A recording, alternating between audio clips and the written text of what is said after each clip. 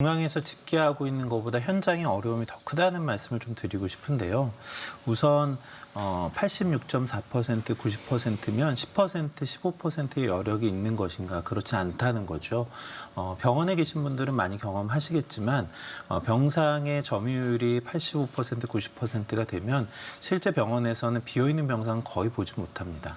그러니까 이제 환자분들이 입원하고 퇴원하는 사이에 시차 같은 것도 있고 실제 인력이나 장비나 이런 상황이 바로 쓰지 못하는 병상도 있기 때문에 그렇죠. 그래서 실제로는 80에서 85%를 넘어서면 거의 만실과 가까운 상태라고 보아야 합니다. 또 하나는 행정명령을 통해서 계속 병상을 추가해 나가는 것이 그러면 피해를 줄일 수 있는 길일까? 일단 지금 우리가 쓰고 있는 중환자 병상이나 인력이나 장비는 앞서서도 말씀드렸던 것처럼 원래 쉬고 있던 비어있던 곳이 아니죠. 다른 중환자분들을 진료하고 있었던 시설과 인력과 장비인데 특히 지금 겨울철인데요. 겨울철에는 원래 중환자 발생이 더 많습니다.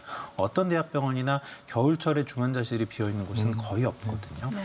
그런 상황에 코로나19 환자분들이 많아진다면 그분들을 보기 위해 전용되는 건 또 다른 중환자분들의 병상을 가져와야 할 겁니다. 또 한 가지 집계되고 있는 통계에 좀 이면을 볼 필요가 있는데요.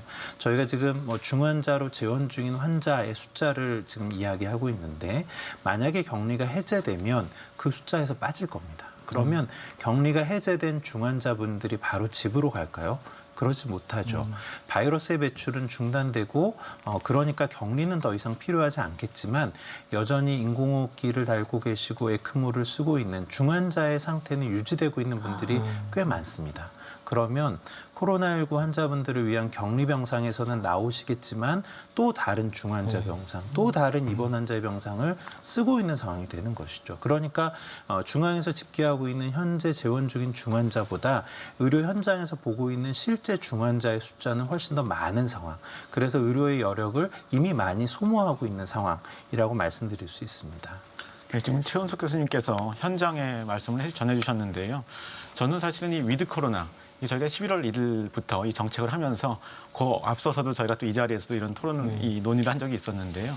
저는 위드 코로나라고 한다면 뭔가 좀 희망이 좀 섞인 그 당시에도 그런 정책처럼 느꼈지만 네. 위드 코로나 정책의 가장 큰 핵심은 병상 확보였다고 저는 생각을 합니다. 그러니까 위드 코로나는 필연적으로 환자가 늘 수밖에 없는 거였고 환자의 절대수가 늘다 보면 병상이 또 절대적으로 늘어날 수밖에 없는, 필요할 수밖에 없는 그것이 결국은 그 정책의 핵심이 아니었나 하는 그런 좀 아쉬움이 좀 있긴 합니다. 네. 두 분 교수님 말씀하신 것처럼 중환자 병상이 얼마만큼 점유되고 있냐가 단계적 일상회복에서 가장 중요한 지표라고 생각을 합니다. 그런데 이 지표가 매우 복잡한 측면이 있는데요. 분모 같은 경우에는 우리 의료 체계가 어디까지 감당할 수 있는가, 확보하고 있는 인프라가 어디까지인지를 보여주고 있는 것이고 분자는 실제 발생하고 있는 중환자의 숫자이기 때문에 유행의 규모에도 영향을 받고 백신의 효과에도 영향을 받고 있는 상황입니다. 하지만 우리가 분모를 늘리는 데는 한계가 있을 수밖에 없거든요. 지금 전체 중환자 병상도 한정이 되어 있고 그 중환자를 진료하는 의료 인력 같은 경우에도 제한적으로 들어갈 수밖에 없는 상황이라서 분자를 줄여주지 않으면 이 상황이 끝나지 않을 겁니다. 그래서 추가 접종이나 3차 접종을 통해서 백신의 효과를 높이려는 노력도 있어야겠지만 본질적으로는 유행 규모가 줄어서 확진자가 줄어야지만 이 상황이 끝날 수 있다라는 거죠.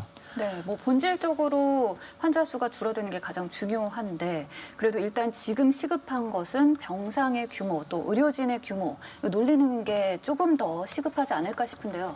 권준웅 원장님은 해결 대책이 좀 있습니까? 네, 아까 말씀드린 그 행정명령 이외에도 병상의 운영을 효율화한다든지 또 병상의 활용도를 제고한다든지 하는 대책들이 있는데 여기 들어오기 전에 최원석 교수님하고도 잠깐 얘기했습니다만 기본적으로는 우리나라의 환자 1인당 의사와 간호사 같은 의료 인력의 비율이 선진국이나 유럽 각국에 비해서 그렇게 높지는 않기 때문에 사실은 그런 인력이 어찌 보면 병상보다도 더 중요할 수 있습니다. 네. 병상이나 설비는 바로 짓고 또 구비를 갖추면 되지만 중요한 것은 그게 다가 아니고 더 중요한 것은 환자를 실제로 진료할 수 있는 의료진이 훈련되고 경험 있고 또 여력이 있어야 되는 부분이기 때문에 그래서 그거는 상당히 해결하기 어려운 문제일 수 있으나 그건 중장기적인 다음의 과제고 당장은 병상의 운영을 효율화하기 위해서 실가동률을 제고하고 또 전환기 병상에 대한 지원을 합니다. 즉 중증 환자로서 코로나를 앓다가 코로나가 치유가 되면 다른 곳으로 전원을 하고 전원을 받는 병원에 대해서 초기 15일 동안에 하루에 3배의 진료비를 보상해주는, 그럼으로써 어떻게든 좀 병상의 운영을 효율화하려는 노력을 지속적으로 하려고 하고, 또 활용도의 제고를 위해서는 병원이 탄력적으로 병상을 운영할 수 있도록 하는, 또 나아가서는 비수도권과 병상을 공동 활용하는 그런 대책들을 진행하고 있습니다. 또 앞부분의 고위험군이 뒤에 위중증으로 전환되는 것을 최대한 억제하기 위해서 재택치료 중에도 오늘 발표가 됐습니다만 단기진료센터를 최소 50개 이상 늘려서 재택치료 중에 필요하게 되면 항체치료제 등을 적극 투약하는 등 정말 총력적인 노력을 피우고 있는 상황입니다. 네. 이야기를 듣고 보니까 사실 뭐 병상 확보나 이런 물리적인 것들은 어떻게 해서든 마련을 할 수 있지만 말씀하신 대로 인력 확보라는 게 참 쉽지 않은 상황이거든요. 이런 점을 봤을 때 위드 코로나 좀 시기가 너무 성급하게 시작된 건 아닌가, 혹은 또 처음에 시작했을 때 너무 범위를 넓게 잡아서 빠르게 시행한 건 아닌가 하는 의문점이 들거든요. 네, 그런 지적이 어느 정도 일리가 있는 측면이 있습니다. 하지만 우리가 2달 전에 단계적 일상회복을 시작할 때를 보면 백신 접종률도 높아져 있고 오랫동안 사회적 거리두기를 하면서 사회경제적인 피해가 많이 누적되어 있는 상황이었거든요. 위드 코로나 또는 단계적 일상회복이라고 하는 것은 희망적인 결론이라기보다는 피해를 어떻게 나누는가에 대한 개념이라고 생각을 합니다. 단계적 일상회복은 사회경제적인 이익을 위해서 방역상의 손실을 감수하는 전략이었고요.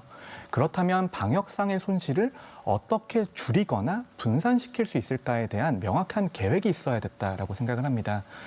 피해를 줄이기 위해서는 약물적인 중재, 즉 백신 접종이라든지 추가 접종이라든지 경구용 치료제의 도입 같은 것들이 지속이 되어야 되는 거고요. 그리고 피해를 최대한 분산하기 위해서는 점진적이고 단계적인 접근이 필요했는데 우리가 과연 점진적이고 단계적으로 충분히 접근했는가에 대해서 의문이 제기가 될 수 있다고는 생각합니다.